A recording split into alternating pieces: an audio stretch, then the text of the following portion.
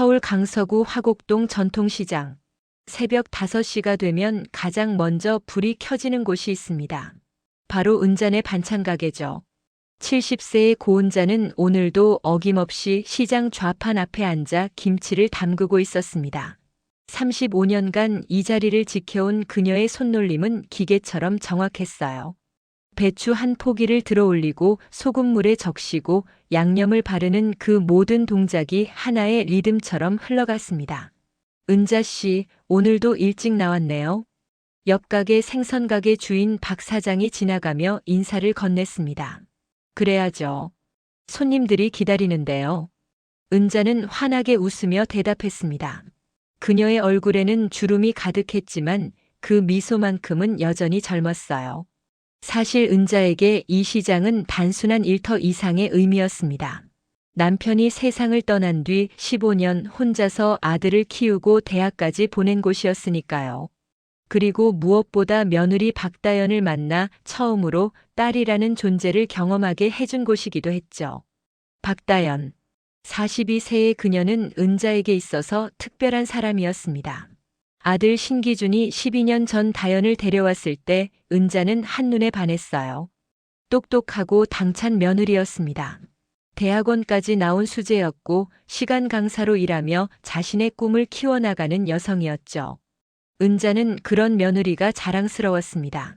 다연아, 넌 공부하고 일하는 데만 집중해. 집안일은 내가 다 할게. 결혼 초부터 은자는 며느리에게 이렇게 말했습니다. 그리고 정말로 모든 걸 도맡아 했어요. 신혼집 보증금 5천만 원도 은자가 보탰고 손주 주아가 태어난 뒤에는 육아부터 방과 후 학원비까지 전부 챙겼습니다. 다연이 대학 정규 강사직을 따내기 위해 논문을 쓸 때도 은자는 매일 아침 도시락을 싸서 보냈죠. 어머니, 제가 어떻게 보답해야 할지 모르겠어요. 다연은 종종 이렇게 말했습니다. 그럴 때마다 은자는 손을 내저었어요. 무슨 소리야? 우리가 남이가?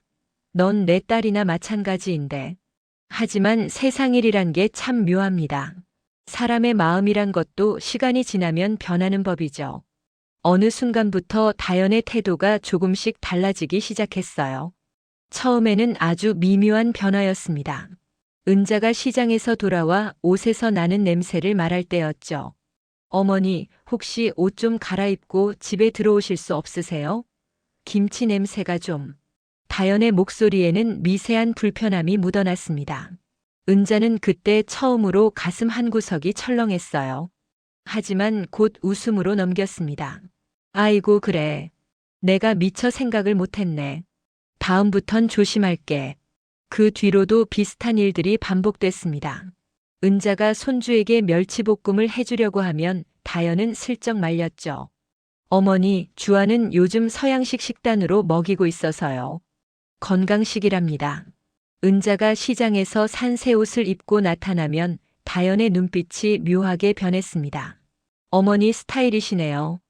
그 말에는 세련되지 못하다는 뜻이 숨어 있었어요. 은자는 그걸 느꼈지만 모른 척했습니다. 며느리가 자신에게 실망할까봐 두려웠거든요. 그러던 어느 날이었습니다. 가을이 깊어가던 10월의 어느 저녁이었죠. 은자는 평소처럼 반찬가게 일을 마치고 집에 돌아왔습니다. 현관문을 열고 들어서는데 거실에서 다연의 목소리가 들렸어요. 통화 중이었습니다.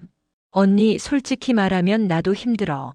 우리 집에 시어머니가 같이 산다는 거 자체가 요즘 시대에 좀 그렇잖아. 은자는 그 자리에 얼어붙었습니다. 손에 들고 있던 반찬통이 바닥으로 떨어질 뻔했죠. 친구들이 우리 집 놀러 오고 싶다고 해도 선뜻 부르기가 그래. 시어머니 계시면 뭔가 분위기가 있잖아. 좀 촌스럽다고 해야 하나? 다연의 말은 계속 이어졌습니다. 그리고 솔직히 어머니가 시장 일하시는 것도 좀 그래. 나 대학 강사인데 친구들한테 우리 시어머니가 전통시장에서 반찬 파신다고 하면 체면이 좀 구겨지는 거 있잖아. 은자는 천천히 뒷걸음질 쳤습니다. 가슴이 무너져 내리는 것 같았어요. 35년간 새벽같이 일어나 일했던 그 시간들이, 며느리를 위해 온갖 것을 희생했던 그 순간들이 한순간에 촌스러움이라는 단어로 무너졌습니다. 그날 밤 은자는 잠을 이룰 수 없었습니다.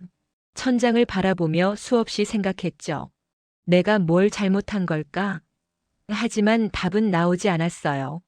다음 날부터 은자는 며느리 앞에서 더욱 조심스러워졌습니다.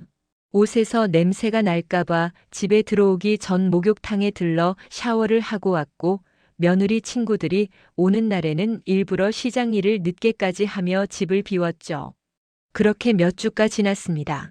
11월 초순, 날씨가 제법 쌀쌀해진 어느 저녁이었어요. 은자가 평소보다 일찍 집에 돌아왔는데 거실에서 아들 기준과 며느리 다연이 심각한 표정으로 앉아 있었습니다. 어머니 앉으세요. 다연의 목소리는 평소와 달리 단호했습니다. 은자는 불안한 마음으로 소파에 앉았죠. 어머니, 제가 요즘 좋은 곳을 알게 됐어요. 다연이 태블릿을 꺼내 화면을 보여줬습니다. 힐링 실버타운이라는 이름의 고급 요양원 홈페이지였어요. 여기가 어떤 곳이냐면요. 요양원이긴 한데 완전히 다른 개념이에요. 어르신들을 위한 리조트 같은 곳이죠. 수영장도 있고 미술 치료실도 있고 정원도 엄청 넓어요. 은자는 화면을 물끄러미 바라봤습니다. 확실히 시설은 좋아 보였어요. 하지만 왜 갑자기 이런 이야기를 하는 걸까요? 어머니께서 여기서 한 달 정도 체험해 보시면 어떨까 해서요. 요즘 어머니 많이 피곤해 보이시잖아요. 35년간 쉬지 않고 일하셨는데 이제 좀 쉬셔야죠. 다연의 말은 그럴듯했습니다. 하지만 은자는 본능적으로 느꼈어요. 이건 단순한 제안이 아니라는 걸요. 다연아, 나는 괜찮아. 일하는 게 더 좋단다. 은자가 조심스럽게 거절했습니다. 그러자 다연의 표정이 굳어졌어요. 어머니, 솔직히 말씀드릴게요. 요즘 제 강의 스케줄이 늘어나서 집안일 신경 쓸 여력이 없어요. 그리고 주아도 이제 중학생인데 좀 더 독립적인 환경이 필요하다고 생각해요. 은자는 며느리의 눈을 바라봤습니다. 그 눈빛에는 더 이상 애정이 담겨 있지 않았어요. 그저 불편함과 부담스러움만이 가득했죠. 기준아, 넌 어떻게 생각하니? 은자는 아들을 돌아봤습니다. 기준은 시선을 회피하며 대답했어요. 엄마, 다연이 말이 맞는 것 같아. 엄마도 이제 좀 쉬어야지. 그리고 솔직히 우리도 우리 생활이 있잖아. 그 순간 은자는 알았습니다. 이건 제안이 아니라 통보라는 걸요. 며느리도 아들도 이미 결정을 내린 상태였습니다. 은자는 천천히 고개를 끄덕였어요. 알았다. 그럼 한번 가볼게. 은자의 목소리는 떨리지 않았습니다. 하지만 그 마음속에서는 뭔가가 부서지는 소리가 들렸죠. 35년간 쌓아 올린 모든 것들이 한순간에 무너지는 느낌이었습니다. 이틀 뒤 은자는 작은 가방 하나만 들고 다연의 차에 올랐습니다. 차는 서울 외곽으로 1시간 가까이 달렸어요. 창밖으로 보이는 풍경이 점점 낯설어졌습니다. 도심의 번화가를 벗어나 전원 지역으로 접어들었죠. 어머니, 다 왔어요. 차가 멈춘 곳은 정말로 리조트 같은 곳이었습니다. 힐링 실버타운이라는 간판이 햇빛에 반짝이고 있었어요. 건물은 깔끔했고 정원은 잘 가꿔져 있었습니다. 하지만 은자의 눈에는 그 모든 것이 감옥처럼 보였죠. 어서 오세요. 고은자 어르신이시죠? 친절한 목소리의 간호사가 나와 맞이했습니다. 다연은 능숙하게 서류를 꺼내 은자 앞에 놓았어요. 어머니, 여기 사인만 해주시면 돼요. 이게 뭔데? 입소 동의서예요. 그냥 형식적인 거니까 걱정 마세요. 은자는 떨리는 손으로 펜을 들었습니다. 사인을 하는 순간 뭔가 돌이킬 수 없는 선을 넘는 기분이었어요. 서류에 고은자라는 이름을 적는 동안 눈물이 날 것만 같았지만 참았습니다. 어머니, 그럼 저희는 이만 갈게요. 주말에 주아 데리고 올게요. 다연은 서둘러 자리를 떴습니다. 손주 주아는 차 안에서 스마트폰만 보고 있었어요. 은자에게 인사조차 제대로 하지 않았죠. 차가 멀어지는 걸 바라보며 은자는 그제야 눈물을 흘렸습니다. 어르신 괜찮으세요? 간호사가 걱정스럽게 물었습니다. 은자는 고개를 끄덕이며 억지로 웃었어요. 괜찮습니다. 먼지가 들어갔나 봐요. 그렇게 은자의 요양원 생활이 시작됐습니다. 방은 깨끗했고 식사도 나쁘지 않았어요. 하지만 은자는 단 하루도 편하지 않았습니다. 매일 밤 천장을 바라보며 생각했죠. 내가 뭘 잘못한 걸까? 며느리를 너무 사랑한 게 잘못이었을까? 첫 주말이 왔습니다. 은자는 아침부터 옷을 깨끗이 입고 로비에 앉아 기다렸어요. 다연이 주아를 데리고 온다고 했으니까요. 하지만 오전이 지나고 오후가 됐는데도 아무도 오지 않았습니다. 저녁 무렵 은자의 휴대폰에 문자 하나가 왔어요. 어머니 죄송해요. 이번 주는 바빠서 못 갈 것 같아요. 다음 주에 갈게요. 은자는 그 문자를 수십 번 읽었습니다. 그리고 천천히 방으로 돌아갔죠. 그날 밤 은자는 베개를 적시며 울었습니다. 아무도 모르게요. 요양원 생활이 시작된 지 2주일이 지났습니다. 은자는 매일 아침 6시에 눈을 떴어요. 35년간 새벽에 일어나던 습관이 몸에 배어 있었거든요. 하지만 이제 일어나서 할 일이 없었습니다. 시장에 나갈 필요도 없고 며느리를 위해 아침밥을 준비할 필요도 없었죠. 그저 침대에 누워 천장만 바라볼 뿐이었어요. 은자 씨, 아침 식사 시간이에요. 간호사가 문을 두드렸습니다. 은자는 천천히 몸을 일으켜 식당으로 향했어요. 식당에는 이미 여러 어르신들이 앉아 계셨습니다. 대부분 70대에서 80대로 보이는 분들이었죠. 은자는 구석 자리에 조용히 앉았습니다. 새로 오셨어요? 옆자리에 할머니가 말을 걸었습니다. 80대로 보이는 김혜분 할머니였어요. 네, 2주일 전에 왔습니다. 아이고, 그러시구나. 나는 여기 온 지 3년 됐어요.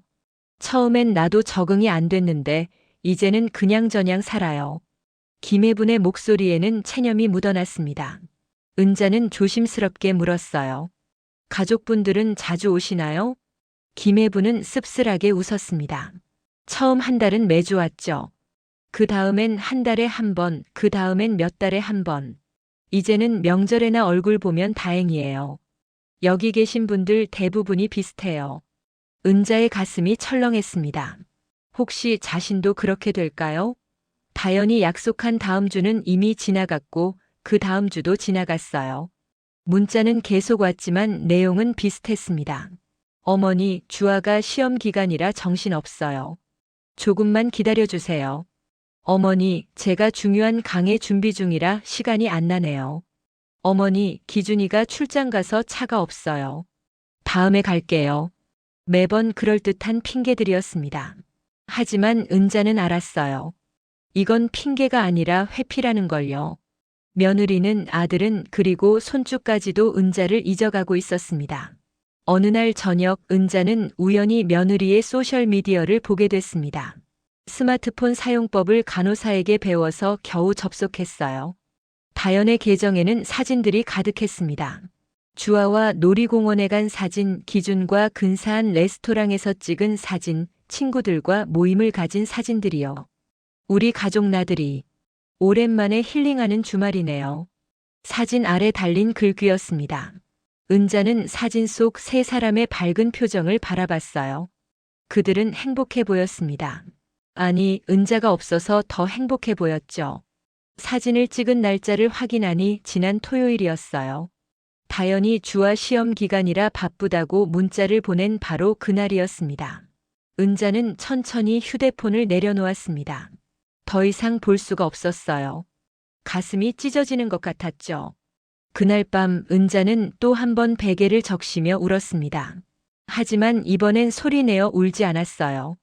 옆방에 계신 분들이 들을까 봐요. 3주일째가 되던 날이었습니다. 은자는 정원을 산책하다가 벤치에 앉아 하늘을 바라봤어요. 가을 하늘은 높고 푸르렀습니다. 문득 남편 생각이 났죠. 남편은 15년 전 심장마비로 갑자기 세상을 떠났습니다. 55세의 젊은 나이였어요. 여보, 당신이 살아계셨다면 나한테 뭐라고 했을까요? 내가 며느리한테 너무 잘해준 게 잘못이었나요? 은자는 혼잣말로 중얼거렸습니다. 남편은 생전에 은자에게 늘 말했었어요. 은자야, 넌 너무 착해. 그게 때론 독이 될 수도 있어. 그때는 무슨 뜻인지 몰랐습니다. 하지만 지금은 알 것 같았어요. 너무 잘해주면 당연하게 여기고 당연하게 여기면 소중함을 잊는다는 걸요. 그날 오후 은자는 집으로 전화를 걸었습니다. 여러 번의 신호음 끝에 다연이 받았어요. 네, 어머니. 목소리가 차가웠습니다. 바쁜 사람을 방해한 것처럼 불편한 어조였죠. 다연아, 나 이번 주말에 집에 잠깐 들러도 될까? 짐 좀 챙기고 싶은 게 있어서. 어머니, 이번 주말은 좀. 저희가 친구들 집들이 초대받았거든요. 다음 주는 어때요? 그래, 알았다. 다음 주에 갈게. 전화를 끊고 나서 은자는 깨달았습니다. 자신은 이제 그 집에서 환영받지 못하는 존재라는 걸요. 35년간 살던 집이 며느리를 위해 온갖 것을 희생했던 그 집이 이제는 은자에게 낯선 곳이 돼버렸어요. 나흘이 지난 어느 날 아침이었습니다. 은자는 평소처럼 식당에서 아침을 먹고 있었어요. 그런데 갑자기 로비에서 소란이 들렸습니다. 고은자 어르신 계세요? 면회객이 오셨습니다. 은자는 깜짝 놀라 자리에서 일어났습니다. 혹시 다연이 온 걸까요? 아니면 주아가? 가슴이 두근거렸어요. 서둘러 로비로 나갔는데 거기 서 있는 사람은 낯선 남자였습니다. 30대 후반으로 보이는 정장 차림의 남자였어요. 단정한 인상에 안경을 쓰고 있었습니다. 손에는 서류 가방을 들고 있었죠. 고은자 어르신이십니까? 네, 그런데 누구시죠? 은자가 조심스럽게 물었습니다. 남자는 명함을 꺼내 건넸어요. 저는 강민호 변호사입니다. 고인이 되신 남편분 신태식 씨와 관련해서 찾아왔습니다. 은자의 눈이 커졌습니다. 남편 이름을 듣는 순간 가슴이 철렁했어요. 남편이요? 그분은 15년 전에 돌아가셨는데요. 알고 있습니다. 그래서 찾아온 겁니다. 고인께서 남기신 유언장을 전달하러 왔습니다. 유언장이요? 은자는 어리둥절했습니다. 남편이 유언장을 남겼다는 이야기는 처음 들었거든요. 강민호 변호사는 주변을 둘러보더니 조용히 말했어요. 여기서 이야기하기는 좀 그렇습니다. 조용한 곳으로 가시죠. 두 사람은 요양원 상담실로 자리를 옮겼습니다. 강민호는 서류 가방에서 봉투 하나를 꺼냈어요. 낡은 갈색 봉투였습니다. 봉투 겉면에는 고은자에게라고 남편의 글씨로 적혀 있었죠. 이게 뭔가요? 은자의 손이 떨렸습니다. 강민호는 차분하게 설명했어요. 고 신태식 씨께서 돌아가시기 6개월 전 저희 법률사무소를 찾아오셨습니다. 그리고 이 유언장을 작성하셨죠. 유언의 내용은 간단합니다. 본인이 소유한 모든 재산을 부인인 고은자 씨에게 상속한다는 겁니다. 재산이요? 무슨 재산이 있다고? 은자는 어안이 벙벙했습니다. 남편은 생전에 평범한 회사원이었어요. 월급도 많지 않았고 은자가 시장 일로 번 돈으로 아들을 키웠죠.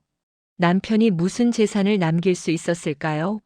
강민호는 서류 몇 장을 꺼내 은자 앞에 놓았습니다. 첫째, 강서구 화곡동 소재 단독주택 일체. 대지 면적 50평, 건평 30평입니다. 단독주택이요? 네. 고인께서 25년 전에 구입하셨습니다. 당시 8천만 원이었는데 지금 시세로는 6억 원 정도 됩니다. 은자는 믿을 수가 없었습니다. 남편이 집을 샀다고? 25년 전이면 아들이 20살 때였어요. 그때 남편이 집을 샀다는 이야기는 들어본 적이 없었죠. 둘째, 은행 예금 통장입니다.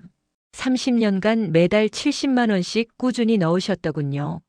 현재 잔액이 2억 5천만 원입니다. 2억 5천만 원이요? 은자의 목소리가 떨렸습니다. 강민호는 고개를 끄덕였어요. 셋째, 그 단독주택이 현재 임대 중입니다. 월세로 240만 원씩 들어오고 있어요. 임차인은 1년 전에 들어왔고 계약 기간은 2년입니다.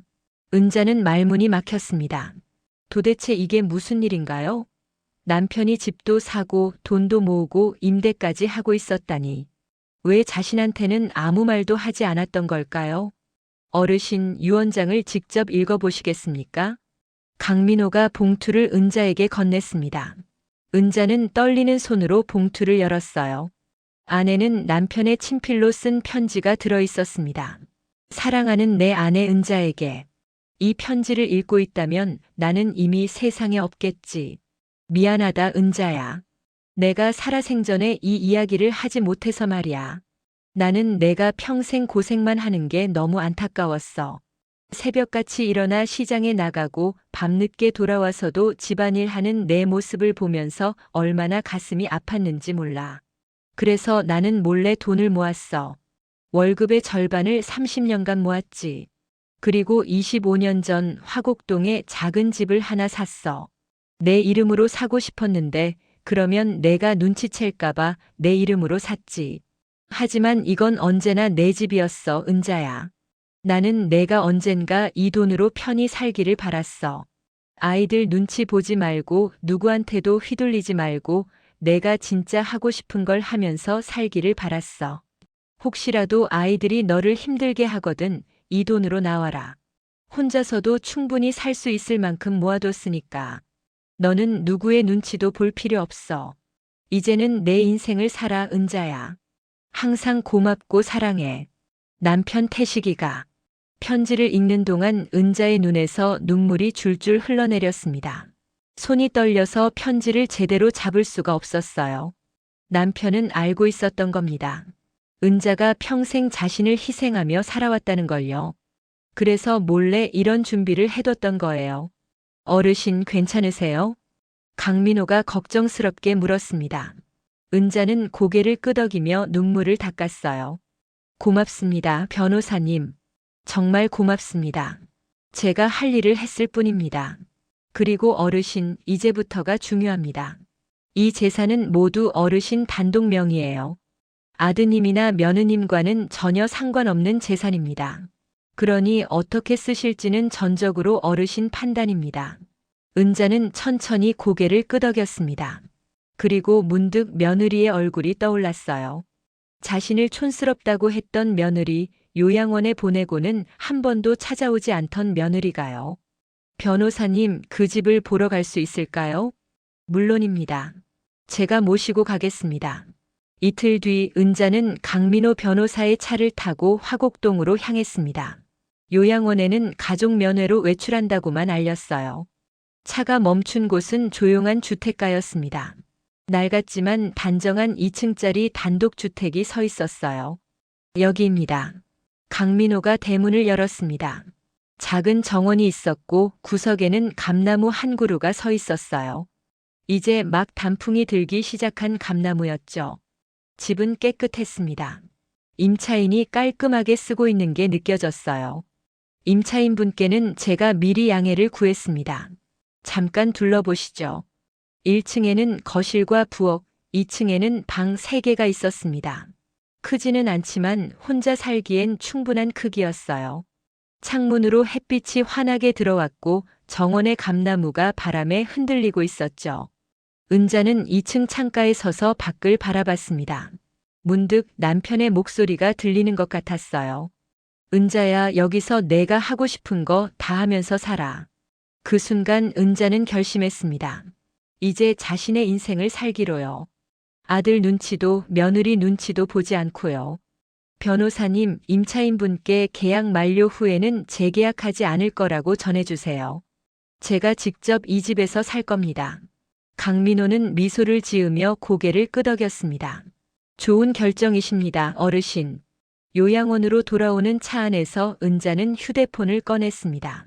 그리고 아들에게 전화를 걸었어요. 여러 번의 신호음 끝에 기준이 받았습니다. 네, 엄마. 기준아, 나 내일 집에 갈 거다. 엄마, 갑자기 왜? 뭔 일 있어? 짐 좀 챙기려고. 그리고 너희한테 할 말이 있어. 엄마, 우리 내일 약속 있는데. 상관없다. 내일 오후 3시까지 집에 있어라. 꼭 해야 할 이야기니까. 은자는 더 이상 기다려주지 않았습니다. 전화를 끊고 창밖을 바라봤어요. 해가 지고 있었습니다.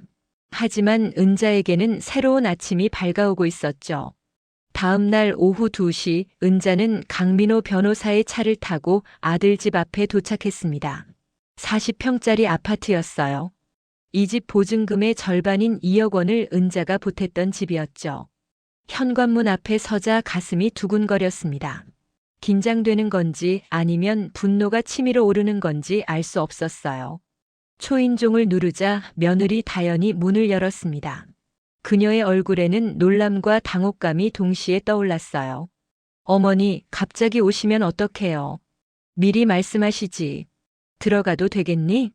은자의 목소리는 평소와 달랐습니다. 차갑고 단호했죠.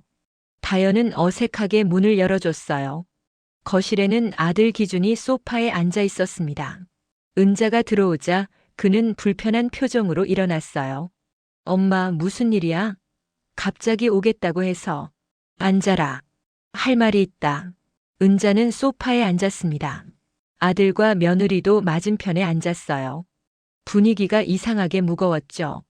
은자는 가방에서 서류 봉투를 꺼냈습니다. 너희 아버지가 남긴 유언장이다. 유언장이요? 아버지가요? 기준의 눈이 커졌습니다. 다연도 놀란 표정으로 은자를 쳐다봤어요. 내 아버지는 30년간 돈을 모았더구나. 그리고 25년 전에 화곡동에 집도 한 채 샀어. 모든 걸 내 이름으로 상속했다. 얼마나 되는데요? 다연이 먼저 물었습니다. 그녀의 눈빛이 변했어요. 돈 이야기가 나오자 관심이 생긴 거죠. 화곡동 단독주택 6억, 예금 2억 5천만 원, 그리고 매달 들어오는 월세 240만 원. 합치면 8억 5천 정도 되겠구나. 거실이 순간 조용해졌습니다. 기준과 다연은 입을 다물지 못했어요. 특히 다연의 얼굴에는 충격과 탐욕이 동시에 떠올랐죠. 8억 5천만 원이요? 그런 돈이 있었다니. 어머니, 그럼 왜 진작에 말씀 안 하셨어요? 다연의 목소리에는 원망이 섞여 있었습니다. 은자는 냉소를 지었어요. 내가 왜 너한테 말해야 하는데? 이건 내 돈이 아니라 내 돈이야. 하지만 어머니, 저희도 알 권리가 있잖아요. 가족인데. 가족? 은자의 목소리가 높아졌습니다. 너희가 나를 가족으로 대했니? 나를 요양원에 처박아 놓고 3달 동안 단 한 번도 안 찾아왔잖아. 가족이라는 게 그런 거니? 기준이 난처한 표정으로 끼어들었어요. 엄마, 그건 우리도 바빠서. 바빠서? 나는 내 소셜미디어 다 봤다. 주아 데리고 놀이공원 가고 친구들이랑 레스토랑 가고 주말마다 잘만 놀러 다니더구나. 나한테는 시험 기간이라 바쁘다고 거짓말하면서 말이야. 다연의 얼굴이 새하얗게 질렸습니다. 은자는 계속 말을 이었어요. 다연아, 너는 나를 촌스럽다고 했지. 시장에서 반찬 파는 시어머니가 부끄럽다고 했고, 내가 우연히 들었어. 내가 친구한테 전화하면서 한 말 다 들었단다. 어머니, 그건 변명하지 마. 나는 35년간 새벽같이 일어나 일했어. 너를 위해서, 주아를 위해서, 이 가족을 위해서. 내 신혼집 보증금도 내가 보탰고, 주아 학원비도 내가 댔고, 내가 강사 되려고 논문 쓸 때도 내가 뒷바라지했지. 그런데 너는 나를 요양원에 버렸어. 은자의 목소리가 떨렸습니다. 하지만 눈물은 흘리지 않았어요. 이제 더 이상 울지 않기로 했거든요. 어머니, 죄송해요. 제가 잘못 생각했어요. 다시 집으로 오세요. 제가 잘할게요. 다연이 갑자기 눈물을 흘리며 말했습니다. 하지만 은자는 알았어요. 저건 진심이 아니라는 걸요. 8억 5천만 원이라는 돈을 보고 태도가 바뀐 거였죠. 필요 없다. 나는 이제 너희 집으로 안 돌아온다. 엄마, 무슨 소리야? 그럼 어디서 살려고? 기준이 당황해서 물었습니다. 은자는 서류를 테이블 위에 놓았어요. 화곡동 내 집에서 살 거다. 임차인 계약 만료되면 들어간다. 1년 뒤면 만료되니까 그때까지는 월세 받으면서 혼자 방 하나 얻어 살 거야. 어머니, 혼자 사시게요? 나이가 70인데 어떻게 혼자? 걱정 마라. 나 아직 건강하다. 그리고 너희가 날 돌보려고 했던 것도 아니잖니. 요양원에 처박아 놓고 잊고 살았으면서. 은자는 자리에서 일어났습니다. 그리고 방으로 가서 자신의 짐을 챙기기 시작했어요. 옷가지 몇 벌과 사진첩, 그리고 소중한 물건 몇 개를 가방에 넣었죠. 다연이 방문 앞에 서서 말했습니다. 어머니, 정말 가실 거예요? 우리가 잘못했어요. 다시 생각해 주세요. 다연아, 나는 이제 내 인생을 살 거다. 누구 눈치도 안 보고 내가 하고 싶은 걸 하면서 살 거야. 너희는 너희끼리 행복하게 살아라. 은자는 짐을 들고 현관으로 향했습니다. 기준이 막아섰어요. 엄마, 진짜 가시려고? 우리가 잘못했어. 다시 한번 기회를. 기준아, 넌 45살이야. 이제 어른이지. 엄마한테 의존하지 말고 내 힘으로 살아. 그리고 앞으로 돈 필요하다고 연락하지 마. 나는 이제 내 돈 하나 없이 평생 살았으니 이제는 내가 쓸 거다. 은자는 문을 열고 나갔습니다. 뒤에서 다연이 울먹이는 소리가 들렸지만 돌아보지 않았어요. 엘리베이터를 타고 내려오면서 은자는 깊게 숨을 내쉬었습니다. 가슴이 후련했어요. 35년간 짊어지고 있던 짐을 내려놓은 기분이었죠. 강민호 변호사가 차에서 기다리고 있었습니다. 은자가 타자 그가 물었어요. 어떻게 되셨습니까? 끝났습니다. 이제 시작이네요. 어디로 모셔다 드릴까요? 구청 복지센터로 가주세요. 알아볼 게 있어서요. 차는 강서구청 복지센터로 향했습니다. 은자는 창밖을 바라보며 생각했어요. 이제 뭘 하면서 살아야 할까? 70년을 남을 위해 살았으니 이제는 자신을 위해 살고 싶었습니다. 복지센터에 도착하자 친절한 상담사가 맞아줬어요. 어떻게 오셨어요? 제가 배우고 싶은 게 있어서요. 70살도 배울 수 있는 프로그램 있나요? 상담사는 밝게 웃으며 팸플릿을 꺼냈습니다. 물론이죠. 어르신들을 위한 다양한 프로그램이 있습니다. 수묵화, 서예, 요가, 바리스타, 제과 제빵, 컴퓨터. 관심 있으신 게 있으세요? 은자의 눈이 빛났습니다. 수묵화라는 단어가 마음에 들었어요. 어릴 적부터 그림 그리는 걸 좋아했는데 평생 그럴 시간이 없었거든요. 수묵화하고 바리스타하고 제과 제빵 배우고 싶어요. 세 개를 다요? 괜찮으세요? 네, 저 시간 많습니다. 은자는 그 자리에서 3개 프로그램에 모두 등록했어요. 수업은 다음 주부터 시작이었습니다. 복지센터를 나오면서 은자는 가벼운 발걸음으로 걸었어요. 마치 20대로 돌아간 것 같았죠. 다음 날 은자는 요양원을 정식으로 퇴소했습니다. 김혜분 할머니가 아쉬워했어요. 은자 씨, 벌써 가시는 거예요? 네, 할머니. 저는 이제 제 삶을 살아보려고요. 부럽네요. 난 여기서 죽을 때까지 있어야 할 텐데. 은자는 김혜분의 손을 꼭 잡았습니다. 할머니, 아직 안 늦었어요.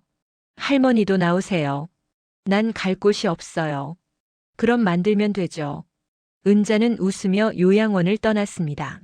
당분간 지낼 곳은 강민호 변호사가 알아봐준 원룸이었어요. 월세 50만 원짜리 작은 방이었지만 은자에게는 궁전처럼 느껴졌습니다. 자신만의 공간이었거든요. 방에 짐을 풀고 나서 은자는 창가에 앉았습니다. 햇빛이 따스하게 들어왔어요. 문득 남편의 편지가 생각났습니다. 이제는 내 인생을 살아, 은자야. 남편의 목소리가 귓가에 들리는 것 같았죠. 여보, 고마워요. 당신 덕분에 나는 새로 태어났어요. 은자는 혼잣말로 중얼거렸습니다. 그리고 수첩을 꺼내 계획을 적기 시작했어요. 1년 뒤 목표 은자다방 오픈. 2년 뒤 목표 화곡동 집으로 이사, 수묵화 전시회. 3년 뒤 목표 완전한 자립, 손주 주아와의 관계 회복. 계획을 적는 은자의 얼굴에는 미소가 번졌습니다. 70년을 살아왔지만 진짜 인생은 지금부터라는 생각이 들었어요. 다음 주부터 수업이 시작됐습니다. 수묵화 수업은 화요일과 목요일, 바리스타는 월요일과 수요일, 제과 제빵은 금요일이었어요. 은자는 하루도 빠지지 않고 수업에 참석했습니다. 어르신, 손놀림이 정말 좋으시네요. 수묵화 선생님이 칭찬했습니다. 은자가 그린 감나무 그림이었어요. 화곡동 집 정원에 있던 그 감나무를 기억해서 그렸죠. 먹물로 그린 감나무는 단순했지만 생명력이 넘쳤습니다. 감사합니다. 제가 그림 그리는 게 이렇게 좋은 줄 몰랐어요. 계속하시면 전시회도 할 수 있어요. 실력이 보통이 아니세요. 선생님의 말에 은자는 가슴이 벅차올랐습니다. 전시회라니. 평생 상상도 못 해본 일이었죠. 바리스타 수업도 재미있었습니다. 커피 향을 맡으면서 은자는 행복했어요. 에스프레소를 추출하고 우유를 스팀하고 라테 아트를 배우는 과정이 새로웠습니다. 은자 씨, 손님 입장에서는 어르신한테 커피 받으면 정말 좋을 것 같아요. 따뜻한 느낌이 나거든요. 강사의 말에 은자는 웃었습니다. 그래요, 자신은 따뜻한 사람이었어요. 며느리가 뭐라고 하든 자신의 본질은 변하지 않았죠. 제과제빵 수업에서는 쿠키와 빵을 만들었습니다. 밀가루 반죽을 치대는 은자의 손은 35년간 김치를 담그던 손이었어요. 그 숙련된 손놀림으로 만든 빵은 다른 수강생들보다 월등히 좋았죠. 은자 씨, 제과점 차리셔도 되겠어요. 그러고 싶네요. 언젠가는요. 은자는 진심으로 대답했습니다. 정말로 언젠가 자신의 가게를 차리고 싶었어요. 석 달이 지났습니다. 은자는 매일 수업을 듣고 저녁에는 원룸에서 그림을 그리며 시간을 보냈어요. 외롭지 않았습니다. 오히려 행복했죠. 자신을 위해 시간을 쓴다는 게 이렇게 좋은 일인 줄 몰랐어요. 어느 날 은자의 휴대폰이 울렸습니다. 아들 기준이었어요. 3개월 만에 전화였죠. 엄마, 나야. 그래, 무슨 일이니? 엄마, 우리 사업이 망했어. 은자는 침묵했습니다. 기준의 목소리가 떨리고 있었어요. 다연이가 하던 온라인 강의 사업이 완전히 망했어. 빚이 6천만 원이야. 엄마, 좀 도와줄 수 없어? 안 된다. 은자의 대답은 단호했습니다. 엄마, 제발. 우리 정말 힘들어. 주와 학원비도 못 내고 있어. 기준아, 나는 이미 너희한테 충분히 해줬다. 이제는 너희가 알아서 해야지. 나도 내 노후 준비해야 해. 엄마가 그렇게 나올 거야? 혈육인데. 기준의 목소리가 높아졌습니다. 은자는 조용히 말했어요. 혈육이라는 게 뭔지 너희가 먼저 생각했어야지. 나를 요양원에 버린 사람들한테 왜 내가 도와줘야 하는데? 전화를 끊고 나서 은자는 한동안 멍하니 앉아 있었습니다. 가슴이 아팠어요. 하지만 흔들리지 않았습니다. 이제는 자신을 지켜야 할 때였으니까요. 며칠 뒤 이번에는 며느리 다연에게서 전화가 왔습니다. 어머니, 저예요. 제가 잘못했어요. 정말 죄송해요. 주아라도 좀 봐주실 수 없으세요? 아이가 어머니 보고 싶대요. 은자는 깊게 한숨을 쉬었습니다. 손주 주아. 그 아이만큼은 미안했어요. 하지만 지금 다연을 도와주면 모든 게 다시 원점으로 돌아갈 거라는 걸 알았죠. 다연아, 주아는 내가 따로 만날게. 하지만 너는 안 돼. 우리는 이제 각자의 길을 가는 거야. 어머니. 다연의 절규가 들렸지만 은자는 전화를 끊었습니다. 그리고 주아에게 직접 문자를 보냈어요. 주아야, 할머니야. 토요일에 할머니가 내가 좋아하는 팬케이크 만들어줄게. 우리 둘이서만 만나자. 잠시 뒤 주아에게서 답장이 왔습니다. 할머니, 보고 싶었어요. 토요일에 갈게요. 은자는 휴대폰을 보며 미소 지었습니다. 손주와의 관계는 지켜야 했어요. 하지만 아들과 며느리와는 거리를 둬야 했죠. 그게 자신을 지키는 유일한 방법이었으니까요. 토요일 오전 10시 은자의 원룸 초인종이 울렸습니다. 문을 열자 손주 주아가 서 있었어요. 12살 소녀는 할머니를 보자마자 눈물을 글썽였습니다. 할머니. 주아가 은자의 품에 안겼어요. 은자도 손주를 꼭 안아줬습니다. 석 달 만에 보는 주아는 조금 야위어 있었죠. 우리 주아 많이 보고 싶었어. 들어와. 작은 원룸이었지만 은자는 정성껏 준비했어요. 주아가 좋아하는 블루베리 팬케이크를 구웠고 딸기 생크림도 만들어뒀죠. 테이블 위에는 은자가 직접 그린 수묵화도 놓여 있었습니다. 할머니, 이거 할머니가 그린 거예요? 주아가 그림을 보며 놀라워했습니다. 감나무 아래 할머니와 손녀가 앉아있는 그림이었어요. 응, 할머니가 요즘 그림 배우고 있어. 이건 우리 둘이야. 와, 진짜 예쁘다. 할머니 화가 되신 거예요? 화가까지는 아니고 그냥 취미로 하는 거지. 은자는 웃으며 팬케이크를 접시에 담았습니다. 주아는 맛있게 먹으면서 이야기를 꺼냈어요. 할머니, 엄마랑 아빠가 요즘 많이 싸워요. 돈 때문에. 은자의 가슴이 아팠습니다. 하지만 그건 자신이 해결해 줄 문제가 아니었어요. 주아야, 어른들 일은 어른들이 해결할 거야. 넌 걱정하지 마. 할머니는 왜 우리랑 안 사세요? 할머니 없으니까 집이 너무 이상해요. 주아의 목소리가 떨렸습니다. 은자는 주아의 손을 잡았어요. 주아야, 할머니는 이제 할머니 인생을 살고 싶어. 70년 동안 남을 위해 살았는데 이제는 내가 하고 싶은 걸 하면서 살고 싶단다. 이해해 줄 수 있지? 주아는 고개를 끄덕였습니다. 어린 나이지만 뭔가를 느낀 것 같았어요. 할머니, 그럼 저는 자주 놀러 와도 돼요? 그럼 언제든지 와. 할머니는 항상 주아 기다리고 있어. 그날 오후 은자는 주아와 함께 복지센터에 갔습니다. 바리스타 수업이 있는 날이었거든요. 주아는 할머니가 앞치마를 두르고 커피를 만드는 모습을 신기하게 지켜봤어요. 할머니 멋있어요. 강사도 주아를 보며 웃었습니다. 손녀분이시구나. 은자 씨, 손녀한테도 가르쳐 주세요. 은자는 주아에게 간단한 카페라떼 만드는 법을 가르쳤어요. 우유를 스팀하고 에스프레소와 섞는 과정을 함께 했죠. 주아는 처음으로 할머니의 새로운 모습을 봤습니다. 시장에서 반찬 파는 할머니가 아니라 당당하게 자신의 일을 하는 할머니를요. 저녁 무렵 은자는 주아를 집까지 데려다 줬습니다. 아파트 앞에서 주아가 말했어요. 할머니, 다음 주에 또 와도 돼요? 그럼 와. 다음에는 할머니가 쿠키 만드는 거 가르쳐 줄게. 주아는 환하게 웃으며 집으로 들어갔습니다. 은자는 그 뒷모습을 바라보다가 천천히 돌아섰어요. 현관문이 열렸지만 다연은 나오지 않았습니다. 은자는 그게 다행이라고 생각했죠. 그로부터 6개월이 흘렀습니다. 봄이 왔어요. 은자는 수묵화 실력이 많이 늘었고 바리스타 자격증도 땄습니다. 제과제빵 실력도 일취월장했죠. 복지센터에서는 은자를 모범 수강생이라고 불렀어요. 은자 씨, 다음 달에 구청에서 어르신 미술 전시회 한대요.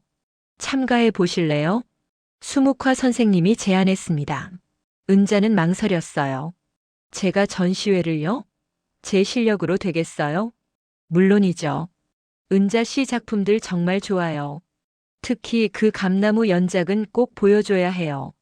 은자는 6개월간 감나무를 주제로 10여 점의 그림을 그렸습니다.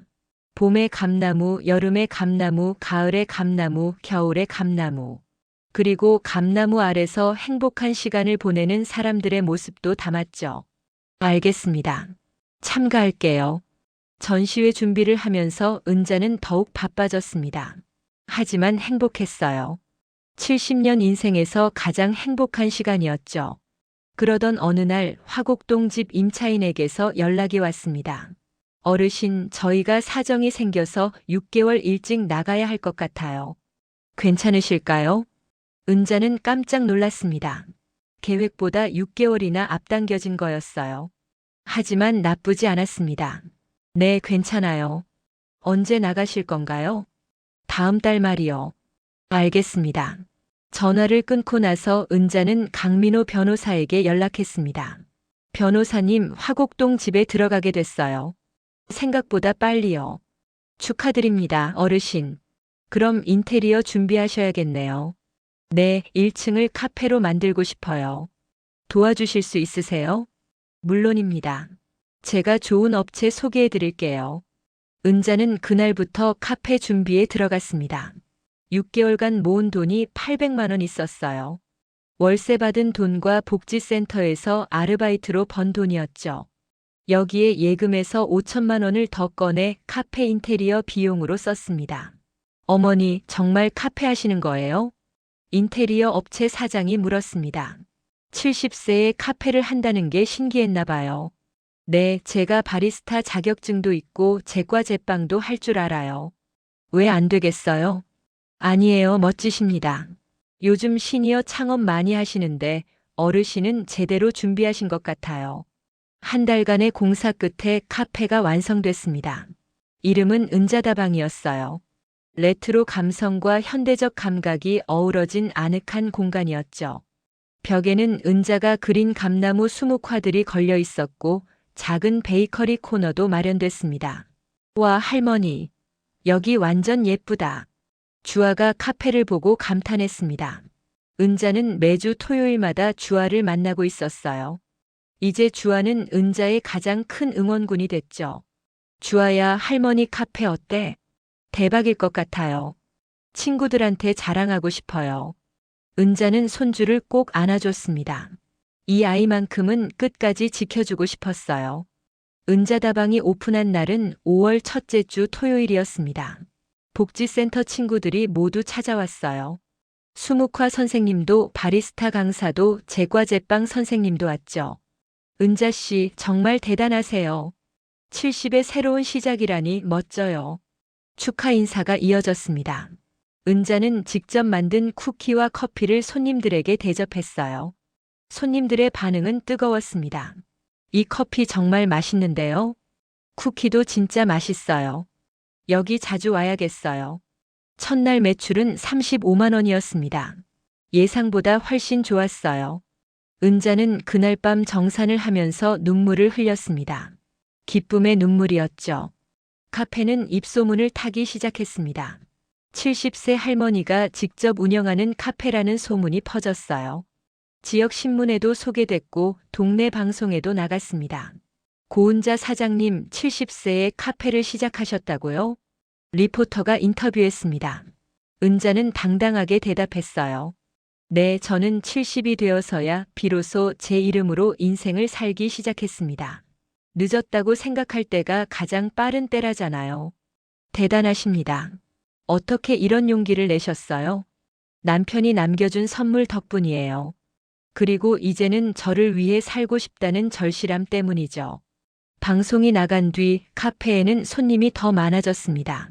하루 매출이 100만 원을 넘는 날도 생겼어요. 은자는 바빴지만 행복했습니다. 그러던 어느 날 카페 문이 열리며 익숙한 사람이 들어왔습니다. 며느리 다연이었어요. 8개월 만이었죠. 다연은 많이 야위어 있었습니다. 화장기 없는 얼굴에는 피로가 가득했어요. 어머니, 다연의 목소리는 떨리고 있었습니다. 은자는 커피를 내리다 말고 며느리를 바라봤어요. 무슨 일이니? 어머니, 제가 정말 잘못했어요. 다연이 눈물을 흘리기 시작했습니다. 카페에 있던 다른 손님들이 쳐다봤죠. 은자는 다연을 2층으로 데려갔습니다. 2층은 은자의 거주 공간이었어요. 앉아라. 은자가 차를 한 잔 내왔습니다. 다연은 눈물을 닦으며 말했어요. 어머니, 기준이가 저를 떠났어요. 뭐? 사업 망하고 나서 기준이가 다른 여자한테 갔어요. 이혼하자고 하더라고요. 주아는 제가 키우겠다고 했는데. 어머니, 저는 이제 어떻게 해야 할지 모르겠어요. 다연은 바닥에 무릎 꿇고 울었습니다. 은자는 그 모습을 조용히 바라봤어요. 가슴 한편으로는 안타까웠지만 다른 한편으로는 이게 인과응보라는 생각도 들었죠. 다연아, 은자가 차분하게 말했습니다. 나는 너를 친딸처럼 사랑했어. 내가 힘들 때마다 도와줬고 내 꿈을 응원했지. 하지만 너는 나를 촌스럽다고 했고 요양원에 보냈어. 그리고 8개월간 연락도 안 했잖니. 어머니, 정말 죄송해요. 제가 미쳤었어요. 체면과 이미지에 집착해서 정작 중요한 걸 잃어버렸어요. 다연아, 나는 너를 용서할 수 있어. 하지만 예전처럼 돌아갈 수는 없어. 은자의 목소리는 단호했지만 따뜻했습니다. 너는 이제 너 힘으로 일어서야 해. 내가 도와줄 수는 있지만 내 인생은 내가 책임져야 하는 거야. 주아는 내가 계속 돌봐줄 수 있어. 하지만 돈은 안 돼. 너는 일을 찾아서 스스로 살아가야 해. 다연은 고개를 끄덕였습니다. 알겠어요, 어머니. 제가 일자리 찾을게요. 주아만 좀 봐주세요. 주아는 걱정 마. 할머니가 있잖니. 다연은 그날 은자의 품에서 한참을 울었습니다. 은자는 며느리의 등을 토닥이며 생각했어요. 이 사람도 결국 자신처럼 인생의 벼랑 끝에 서봐야 뭔가를 깨닫는구나 하고요. 그로부터 2주일 뒤 구청 전시회가 열렸습니다. 은자의 작품 감나무 아래의 봄이 메인 작품으로 선정됐어요. 전시회장은 사람들로 북적였습니다. 이 그림 보세요. 70세에 그림을 시작하셨대요. 대단하시네요. 정말 아름다운 작품이에요. 은자는 자신의 작품 앞에 서서 사람들의 반응을 지켜봤습니다. 그때 뒤에서 익숙한 목소리가 들렸어요. 할머니. 주아였습니다. 주아 옆에는 다연이 서 있었어요. 다연은 은자의 그림을 보며 눈물을 흘리고 있었죠. 어머니. 이렇게 아름다운 그림을 그리셨네요. 저는 몰랐어요. 어머니 안에 이런 재능이 있었다는 걸. 은자는 며느리를 바라봤습니다. 다연의 눈빛이 예전과 달랐어요. 이제는 진심으로 은자를 존중하는 눈빛이었죠. 다연아, 우리는 이제 각자의 길을 가는 거야. 하지만 주아를 위해서 필요한 만큼은 연락하고 지내자. 네, 어머니. 감사합니다. 다연은 깊게 고개를 숙였습니다. 은자는 손주 주아의 손을 잡았어요. 주아야, 할머니 그림 어때? 최고예요, 할머니. 저도 나중에 할머니처럼 멋진 사람이 되고 싶어요. 전시회가 끝나고 은자는 카페로 돌아왔습니다. 2층 창가에 앉아 정원의 감나무를 바라봤어요. 감나무에는 이제 막 꽃이 피기 시작했습니다. 하얀 꽃잎이 바람에 흔들리고 있었죠. 여보, 보고 있어요? 나는 이제 행복해요. 은자는 하늘을 향해 말했습니다. 남편이 어디선가 미소 짓고 있을 것 같았어요. 카페 1층에서는 손님들이 커피를 마시며 이야기를 나누고 있었습니다. 은자가 만든 쿠키와 케이크를 먹으며 행복해하는 사람들의 웃음소리가 들렸어요. 은자다방에 오신 걸 환영합니다. 은자는 앞치마를 두르고 아래층으로 내려갔습니다. 70년을 살았지만 진짜 인생은 지금부터였어요. 남의 눈치 보지 않고 자신이 진짜 하고 싶은 일을 하면서 사는 인생 말이죠. 저녁 무렵 은자는 카페 정리를 마치고 정원으로 나갔습니다. 감나무 아래 벤치에 앉아 하늘을 올려다봤어요. 별들이 하나둘 떠오르고 있었습니다. 나는 70이 되어서야 내 이름으로 인생을 살기 시작했어. 하지만 지금이 딱 맞는 시기였나 봐. 이제라도 시작할 수 있어서 감사해. 은자는 혼잣말로 중얼거렸습니다. 그리고 내일 할 일들을 생각했어요. 새로운 메뉴 개발하기, 주아 생일 케이크 만들기, 다음 전시회 준비하기. 할 일이 가득했습니다. 하지만 하나하나가 모두 행복한 일들이었죠. 카페 창문으로 따뜻한 불빛이 새어나왔습니다. 은자다방이라는 간판이 어둠 속에서 은은하게 빛나고 있었어요. 70세 고은자의 새로운 시작이자 진짜 인생이 펼쳐지는 곳이었습니다. 감나무 꽃잎이 바람에 날려 은자의 어깨에 살포시 내려앉았습니다. 은자는 그 꽃잎을 손바닥에 올려놓고 미소 지었어요. 봄이었습니다. 은자의 인생에도 마침내 봄이 찾아온 거죠.